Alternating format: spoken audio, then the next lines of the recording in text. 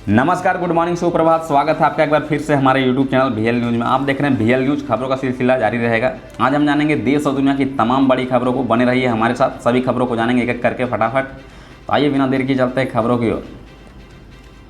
गहलोत सरकार पर नया संकट, बसपा का 6 विधायकों को कांग्रेस के खिलाफ वोट देने का व्हिप जारी। राजस्थान में चल रही राजनीतिक उठापटक में एक नया पेंच फंस गया है। अब बहुजन समाज पार्टी ने एक ऐसा कदम उठाया है जिसके गहलोत सरकार का संकट और बढ़ गया है। राजस्थान के राजनीतिक घटनाक्रम को एक नया मोड़ देते हुए बहुजन समाज पार्टी ने पिछले साल कांग्रेस में शामिल होने के लिए पार्टी छोड़ने वाले 6 विधायकों को विधानसभा में शक्ति परीक्षण के दौरान सत्तारूढ़ पार्टी के खिलाफ मतदान करने का रविवार को व्हिप जारी किया है। बसपा महासचिव सतीश चंद्र मिश्र ने एक बयान में इसका खुलासा किया है।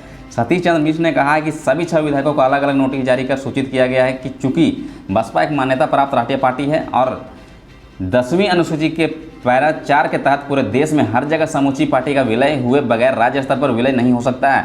मिश्रा ने कहा कि अगर 6 विधायक पार्टी विधेयक के खिलाफ जाकर मतदान करते हैं तो वे विधानसभा की सदस्यता के लिए अयोग्य हो जाएंगे।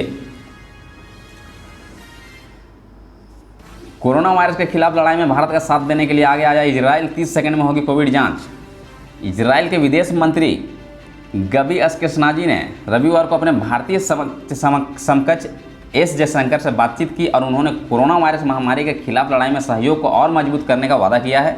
दोनों नेताओं की बातचीत ऐसे समय हुई जब 30 सेकंड में कोविड-19 जांच करने में सक्षम जांच किट विकसित करने के लिए इजराइल का उच्च स्तरीय दल नई दिल्ली के लिए रवाना हुआ है।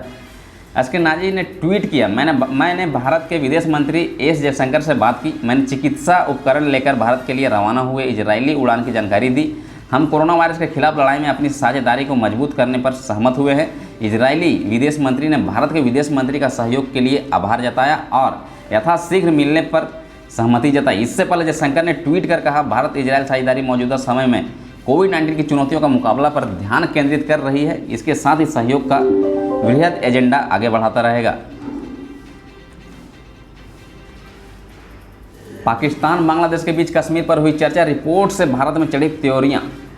पाकिस्तान के प्रधानमंत्री इमरान खान ने बांग्लादेश की अपनी समकक्ष शेख हसीना को फ़ोन किया और इसके बाद इस्लामाबाद से बयान जारी किया गया कि इमरान खान ने जम्मू और कश्मीर के बारे में अपनी चिंताओं को शेख हसीना से साझा किया है।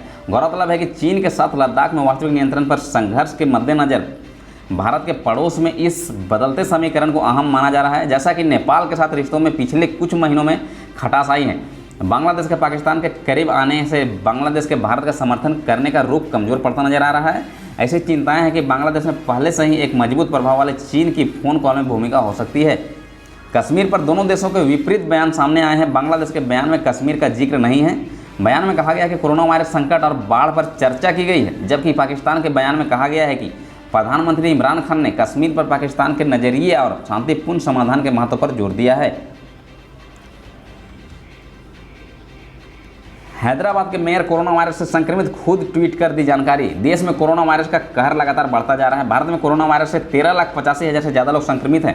वहीं 32,000 से ज़्यादा लोगों की मौत हो चुकी है। इस बीच हैदराबाद के मेयर बोथू राम मोहन भी कोरोना वायरस से संक्रमित हो गए हैं। बोथू राम मोहन ने खुद ट्वीट कर इसकी जानकारी दी है। उन्होंने ट्वीट कर लिखा, मेरा कोरोना टेस्ट पॉजिटिव आया है।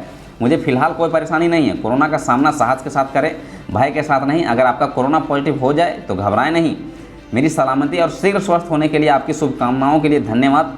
बता दें कि तेलंगाना में कोरोना संक्रमितों का आंकड़ा 50,000 के पार और यहाँ 450 से ज़्यादा लोगों की मौत हो चुकी है। तेलंगाना में कोरोना वायरस संक्रमण के 1,593 नए मामले सामने आने के बाद संक्रमितों की कुल संख्या 54,059 हो गई है। इसके अलावा 8 रोगियों की मौत के साथ ही मृतकों की तादाद 463 तक पहुँच गई है। राज्य सरकार ने रविवार को यह जानकारी दी है। कोरोना वायरस से लड़ाई में मदद करेगी ये 3 लैब, 27 जुलाई को होगा उद्घाटन, करेंगे पीएम मोदी।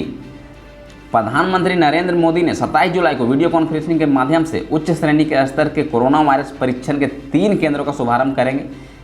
यह सुविधा देश में कोरोना वायरस टेस्टिंग की क्षमता को बढ़ाएगी और शुरुआती पहचान और उपचार के मजबूत करने में मदद करेगी, जिससे महामारी के प्रसार को नियंत्रित करने में मदद मिलेगी। यह 3 testing centre ICMR Noida, Mumbai और कोलकाता में शुरू किए जा रहे हैं। हर एक केंद्र में दिन में कोरोना के 10,000 सैंपल टेस्ट करने की क्षमता रखता है। यह लैब कर्मियों के संक्रमित होने की गुंजाइश को भी कम करेगी। इन लैब्स में कोरोना के अलावा अन्य बीमारियों की भी जांच हो सकेंगी। कोरोना महामारी के खत्म होने के बाद यहां पर हेपेटाइटिस B और C, HIV, डेंगू समेत अन्य बीमारियों की जांचें की जाएंगी।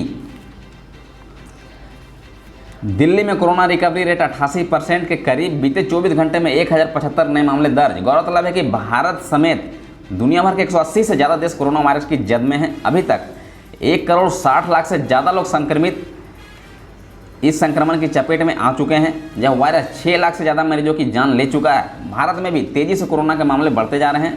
स्वास्थ्य मंत्रालय द्वारा रविवार सुबह जारी किए गए आंकड़ों के अनुसार देश में कोरोना संक्रमितों की संख्या 13,85,522 हो गई है। पिछले 24 घंटों में कोविड-19 के 48,661 नए मामले सामने आए हैं। पीएम मोदी ने कारगिल से कोरोना तक पर की बात, बोले खतरा भी टला नहीं, जाने 10 बड़ी बातें। प्रधानमंत्री नरेंद्र मोदी ने आज मन की बात कार्यक्रम के जरिए देश को संबोधित किया। उन्होंने मन की बात कार्यक्रम की शुरुआत कारगिल विजय दिवस से की और कोरोना महामारी का भी जिक्र किया। प्रधानमंत्री ने कहा, आज कारगिल विजय दिवस है। 21 साल पहले आज के दिन ही कारगिल के युद्ध में हमारी सेना ने भारत की जीत का झंडा फहराया था। साथियों, कारगिल का युद्ध जिन परिस्थितियों में हुआ था वो भारत कभी नहीं भूल सकता। पाकिस्तान पर निशाना साधते हुए उन्होंने कहा कि पाकिस्तान ने बड़े बड़े मंसूबे पालकर भारत की भूमि हथियाने और अपने यहाँ चल रहे आंतरिक कलह से ध्यान भटकाने को लेकर दुस्साहस किया था। बीते 24 घंटे में कोविड-19 के 48,661 नए मामले, 705 की मौत। कोरोना वायरस के मामलों में बढ़ोतरी बरकरार है। पिछले 2 दिनों में करीब 1 लाख नए संक्रमित मरीज देखने को मिले हैं। स्वास्थ्य मंत्रालय द्वारा जारी आंकड़ों के अनुसार पिछले 24 घंटों में 48,600 नए मरीज सामने आए हैं, जिसके बाद कुल संक्रमितों की संख्या 13,85,522 पर पहुंच गई है। वहीं इस दौरान 705 लोगों की मौत भी हो गई है, जिसके बाद कुल मृतकों की संख्या बढ़कर 32,063 हो गई है। रिकवरी रेट में भी मामूली बढ़ोतरी देखने को मिली है, जो कि 63.91% हो चुकी है। वहीं पॉजिटिविटी रेट 11% के आंकड़े पर पहुंच चुका है। महाराष्ट्र में नौकरियों और एडमिशन में मराठा आरक्षण के मामले की आज अंतिम सुनवाई। सुप्रीम कोर्ट महाराष्ट्र में नौकरियों और शैक्षणिक पर्यवेक्षण में 12% मराठा आरक्षण पर सोमवार को अंतिम सुनवाई शुरू करेगा। पिछली सुनवाई में सुप्रीम कोर्ट ने कोई आंतरिक आदेश भी जारी करने से इनकार किया था।